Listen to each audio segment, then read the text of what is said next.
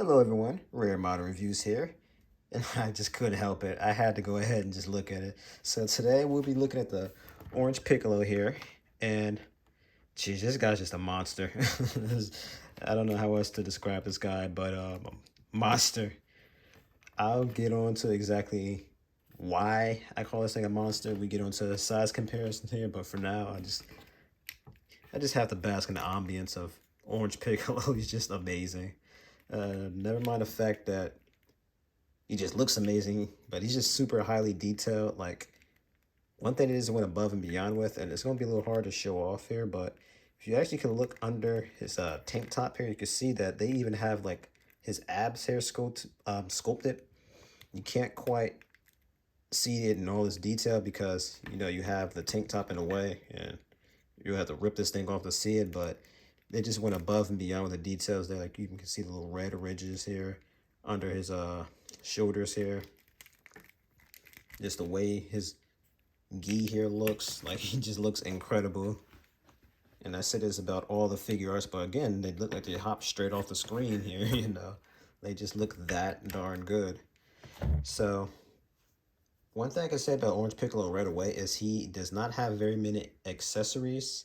I'll get into accessories in a bit, but we're just going to go ahead and go straight into articulation, as that's pretty standard from our reviews here. So he can go 360 extra style, which kind of fits Piccolo. He seems like he'd be at a 360 his head. A little bit of back and forth neck motion there.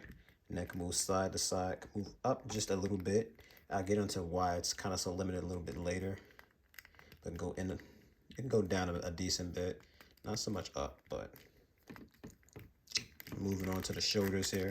Now the shoulders are a bit restricted by this soft mesh here. There's a rubbery type material to use for the arms. But honestly, with how big he is, you kind of expect someone this muscular to, kind of be a bit restricted. So he can't quite cross his arms as a result, but I find most of the times they don't really go for the whole cross arm thing unless they did it in the movies or the show. And they don't have an extra accessory for cross arm poses, so which is a first, because geez, just about all these things do. But continue on articulation for the arm there. Just gonna shut off a bit more. Go 360 at the forearm there. It's a bit restricted again at its bicep, but again, how big and muscular he is, and can you really expect him to flex his arm any more than that? Ball joint wrists, as it's per standard with these things, so you have a bit of decent movement out of that. The waist, go forward and back decently, side to side. Second individual movement there for this little pelvic thrust I'm doing here. 360 at the waist. I believe that's about it there. So the legs are a bit restrictive here, but surprisingly, he still can bust a split, so if you want to do that, you can. Knee bends pretty much perfect though. 360 at the ankle, and not many of these can do that, by the way, so that's actually a surprise. And he has a decent bit of toe movement there. So, all in all, articulation is not too bad. It leaves a bit to be desired in some areas, but it makes up for it in quite a few others. So now we're going to go ahead and get into accessories here. So the first accessory I want to showcase is going to be this, I guess you call this a Kamehameha wave effect piece here. So this is supposed to be for charging up Kamehameha. Now it has a little piece here you'll be able to use to put this part into the hand there. And then it has a second one here for it. Now, if you guys did not know, this is actually for the Ultimate Gohan figure. I believe there actually might have been another hole we're supposed to use so you can put them both in. But I do not have the Ultimate Gohan, so I can't properly show this off. But I did do some playing around this with some of my other figures. And again, the reason why these have these little pieces here is because, again, it's supposed to go into that hole there to plug that into the hand properly. So you can, of course, take off that piece for the hand and use it with others. So, for example, Piccolo here, where I have with his Ki Blast hands. I think that's what these are. I mean, I guess they're kind of more so just outstretched hand, but Piccolo's kind of a bad person to show this off with, because again, how tough it is to even articulate his arms quite right. You can kind of, finagle something there, but again, it's more so for Ultimate Gohan. So again, you can pull something off with a bit of fiddling, but this isn't for him. It's just included with him because this is something they do with all these P Bandai superhero figures. For some reason, they all have some sort of accessory that goes for Gohan, the Ultimate Gohan it is. But that's reasonable enough as he's pretty much the main protagonist of that movie. So moving on, you have a bunch of alternate hands for this guy.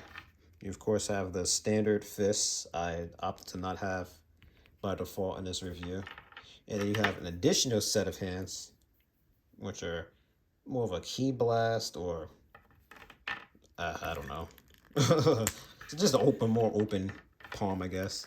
So I'm gonna put the right hand in here, and then I'm gonna kind of show it off with the other one here, just so you can kind of see the difference. So as you can see here, this one's a bit more outstretched than this one here. Also, want to mention that these are some of the hardest hands out of the rest of them I ever, out of the rest of the Figuarts lines that I've had to deal with. These things really barely want to go in. I swore I seen a bit of a stress mark on the hand, so I'm a little nervous about these hands. These things are usually pretty sturdy and whatnot, but I just have a bad feeling about these hands, and I hope I'm wrong about them. So again, so you can see a bit more of the difference between them there. Now the last accessory, because I'm not going to sit here and fiddle around with these hands, I already told you they scare me, is of course going to be the various different faces here you have for Orange Piccolo. So as you see here, and we're going to of course go with this one because I just can't resist the whole angry screaming face he has here. But as per standard with these things, you just pop this thing on off. And one thing I want to note is, one, be careful with these little antennas of Piccolos. These things are very fragile. I didn't break any yet, but I fear I will if I'm not careful enough. But yeah, you just plug it right on in. Now, initially, I didn't feel like these things were in quite sturdily, but when you really kind of push down on them enough force, they stick on pretty well. However, I do find that the neck movement with this thing is a bit restrictive with these heads, so I feel like they could have done a little bit better with the connection for these or something. Although now I think about it, I'm pretty sure all of the full head interchangeable heads have that issue. Whereas let's say with Goku, where you just would replace his the front of his face, they tend to have better neck movement. But yeah, that's about it for the actual review of this thing. Now I'm gonna go ahead and do a quick little size comparison.